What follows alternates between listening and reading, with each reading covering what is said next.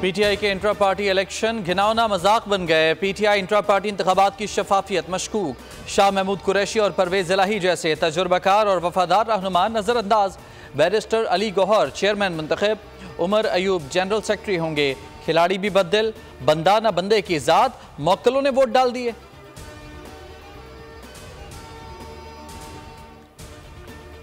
Nawaz Sharif vote को इज्जत दिलवाएं, बेइज्जती ना करें, अपने बलबूते पर इलेक्शन लड़ें। बिलावल भुट्टो के नवाज शरीफ पर वार, कहा सबके लिए लेवल प्लेइंग फील्ड मांग रहे हैं। पीपल्स पार्टी हर पिच पर खेलने के लिए तैयार है। 8 फरवरी को सरप्राइज देंगे। मजीद कहा 18वीं तरमीम से अगर किसी को फ़ायदा हुआ है तो वो अवाम है। हमें एक ऐसी हुकूमत बनाना होगी जो 18वीं तरमीम पर मुकम्मल अमल करे।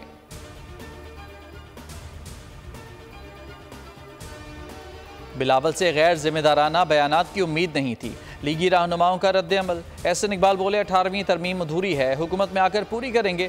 मरकज से सूबों तक फंड्स गए लेकिन सूबों से नीचे नहीं पहुंचे। राना सनाउल्लाह बोले पीपल्स पार्टी पंजाब में नून लीग मुखालिफ वोट हासिल करना चाहती है। हमारे खिलाफ बात करके वोटर्स को मुतासर किया जा सकता है। और सलमान बट कंसल्टेंट के ओहदे से फारिग। वहाब रियाज कहते हैं कुछ चीज़ों की वजाहत देना ज़रूरी है। सलमान बट के नाम पर बहुत बात हो रही है। बतौर चीफ सिलेक्टर जिम्मेदारी है कि मेरे साथ कौन लोग हैं।